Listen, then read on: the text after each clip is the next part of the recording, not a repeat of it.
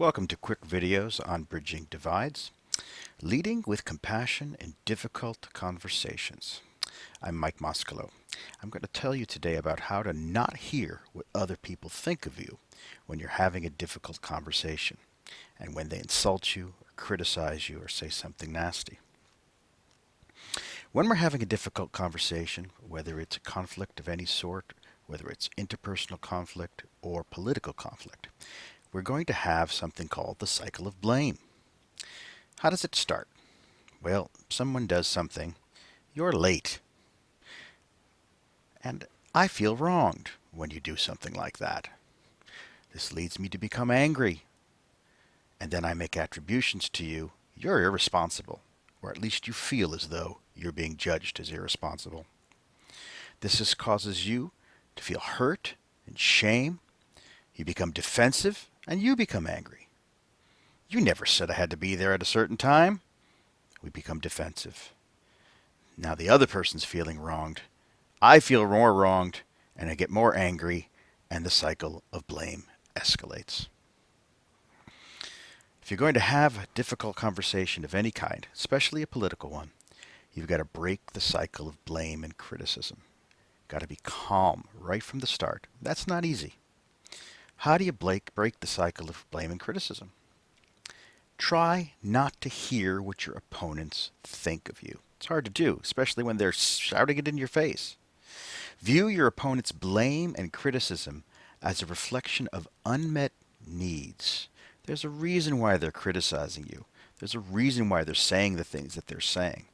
And it's got something to do with their unmet needs and their attempt to solve a problem. Ignore the criticism. Find the needs. Now, how can we do this? How can you hear blame as an expression of unmet needs?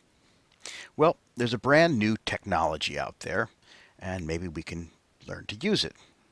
There it is. It's called the criticism converter. What's the criticism converter? Well, it's a shield. Criticism comes and bounces right off, and the only thing that comes through the shield is feelings and needs. Criticism comes, bounces off, and the other person's feelings and needs comes through. Only their feelings and needs. You don't hear the criticism. Let's show. So here's Alyssa and Ed, and that's his criticism converter. She criticizes him. You're late. What comes through? Not you're late, not blame, but she's feeling uncared for. What is her need right now? Her need is to feel cared for. You're late. She's feeling uncared for. Hard to do, but possible. Only the other person's feelings and needs get through. That's your goal. So, you're irresponsible. Well, she's angry at me because I spent a lot of money last week. She's worried about finances. She says you're irresponsible. I don't hear what she thinks of me. I only hear what's underneath this claim of irresponsibility. She's worried about her finances. I take what was directed at me and I look underneath it. What's motivating her? What's her need? What's the problem she's trying to solve? Other person's needs and feelings get through. You never listen. Well, why would someone say that? Well, the criticism bounces off, and what gets through is the other person's needs. He's feeling unheard. He wants to feel heard. Try to ignore the criticism and hear it as an expression of an unmet need. You're trying to control me. Again, I feel blamed. I feel wrong. I feel hurt. I feel insulted when someone says that. Look beyond it. Let it bounce off. Look for the need underneath. If you're trying to feel as though that I'm trying to control you, you have a need for independence. You feel that that need for your independence is being threatened. That's what I'll attend to. So, compassion. Try to lead with compassion. To meet your own needs, first show your opponent that you want to meet their needs, that you understand them. And when you do that, you will surprise them. They will not be ready for that, and you'll likely see the conversation change immediately, right away.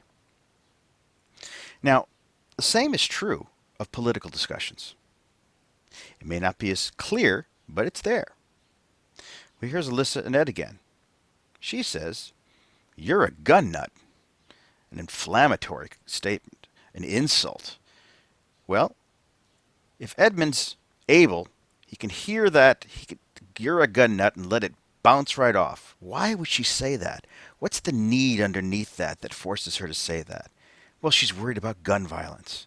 If she's worried about gun violence, well, let's talk about gun violence. Let's not have a debate about whether I'm a gun nut or not. I'll just let that go. Look for the other person's needs and feelings, even in political conversation.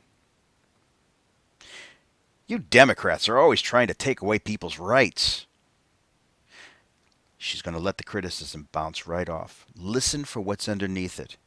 What rights is he worried about is being taken away? He's worried that the government will take away his guns. He likes his guns. Let's listen about debate about rights. I don't want to take away your rights. Listen for the need underneath. Republicans only care about getting rich. Well, he hears that. He lets it bounce off. Why is she saying that? Well, she's concerned about the needs of poor people. Let's talk about the needs of poor people. That's what the real thing is about. It's not about me as a Republican only caring about getting rich. Forget about the criticism. Look past it. Let the feelings and needs come through and attend to those.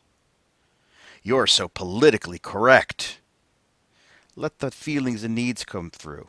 He's feeling dismissed. He's feeling morally judged. Okay, let's get at what your real feelings are, Edmund. If you lead with compassion, ignore the critical and insulting remark, and look for the problem or unmet need that motivates it, then you have the chance for a real conversation. Yes, it's hard, especially when you're being attacked, and especially with political issues. But if you want to disarm someone, show them compassion. Tell the other person you care about their problem or need. And when you do that, your partner becomes less defensive.